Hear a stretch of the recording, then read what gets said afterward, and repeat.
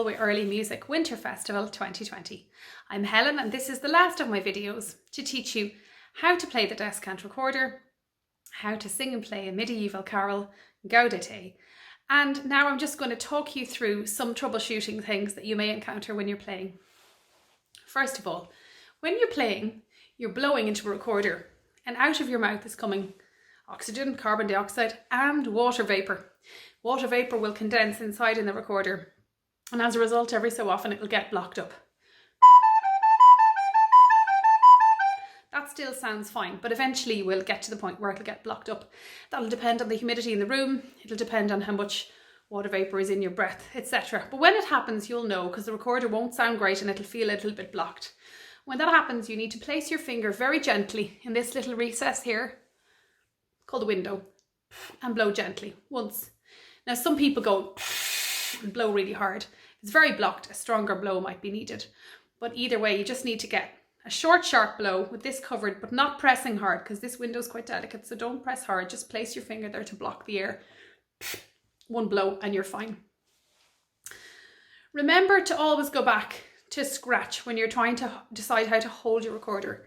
Place the 6 fingers on the recorder even. It might be a good idea to do that. Lift the bottom 3 off and that'll automatically ensure that your thumb of your right hand is in the right place for holding your recorder up and supporting it. So get used to playing with the right hand in place all the time. When you're playing the recorder, don't forget your tonguing action. A gentle tonguing action will produce a lovely, clean, crisp sound. Now, if you were to actually play with too heavy a tongue, that would not be good. Like sometimes you can even hear the tonguing action aloud. That's not good. It's not a pleasant sound. But equally, too weak a tongue action or no tongue action at all will produce, which can be a little bit wavering in sound and it doesn't have the same quality of tone that you will produce if you have just a solid but not too solid tonguing action to kind of produce a very clean onset to every note. Occasionally these recorders can get very blocked up and even a little bit smelly because there's a lot of water vapour condensing in them. And so if this happens, it's no harm to put a little bit of washing up liquid into a basin of water, put the recorder into a basin of water for a while and submerge it with a plate or something to weigh it down and then dry it out overnight in a hot press and it'll be fine.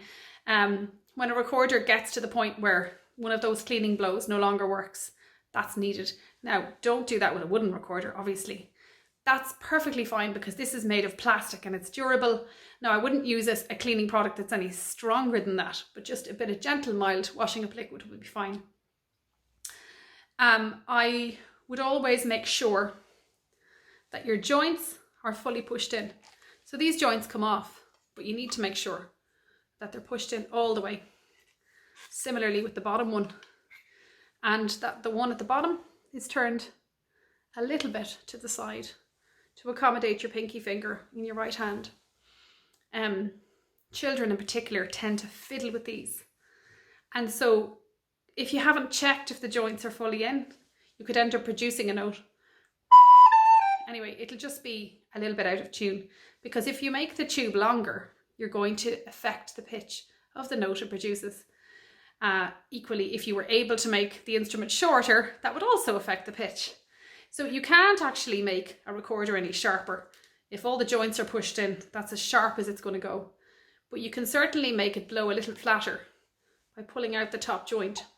For example, if you were trying to tune with another instrument, like an organ or something that wasn't at standard tuning pitch of 440 Hertz.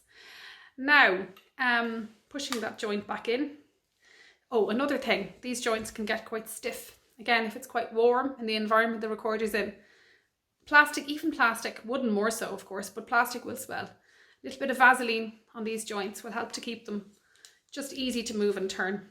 Generally speaking, with this recorder, you're not going to be taking it apart anyway, because it'll go back into its sleeve that it comes with without needing to be taken apart. The larger recorders, like the treble and tenor and bass, are all taken apart and put back into their case every time. So these joints do need to be quite free.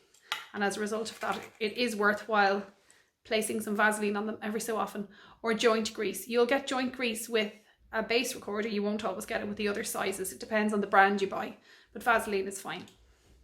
I think that's probably all you need to know. I have created a track of gaudete with 4 parts, soprano, alto, tenor and bass recorder, which you can play along to. It's quite fast. You could sing along to it either. And in the recording, which is included on the website, I've included a count of 4 to come in. 1, 2, 3, 4. And then the piece begins. In addition, at the halfway point in the piece, I delay a little bit on a note, which is for a good musical reason, but also for a beginner, it gives you a chance to catch up with yourself before you start the second phrase. So it'll sound gaudete, gaudete, Christus es natus, ex mari, and so on. So it hovers a little bit longer on the nous, the tus of natus. And you can play along with that or sing along with that, and it comes 3 times in a row. So you get the feeling of something that's continuous. It should be really nice to play once you're more familiar with the tune, and hopefully you'll enjoy that. If you want to know more about recorder playing, Galway Early Music has a group of recorder players who operate in normal times. However, with the pandemic, obviously wind instruments and singing, etc. are a little bit more restricted. So that group is not operating at the moment, but it will again in the future. So watch that space. If you like me, I will be singing in a concert as part of the Galway Early Music Festival. So watch out for that. And in the meantime, have a very nice December from Galway and from all of us here at the Galway Early Music Festival 2020.